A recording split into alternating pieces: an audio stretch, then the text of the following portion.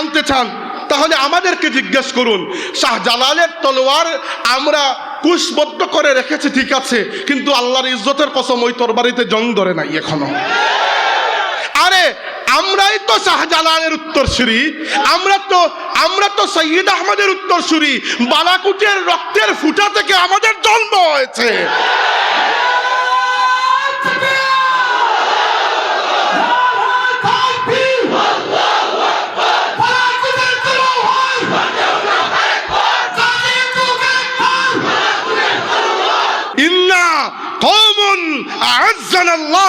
ইসলাম, আমরা সেই জাতি যাদেরকে আল্লাহ ইসলামের মাধ্যমে ইজ্জত দিয়েছেন। আমার প্রশ্ন হচ্ছে কোনটা জঙ্গিবাদ কোনটা জঙ্গিবাদ নয় এটি কে নির্ধারণ করবে?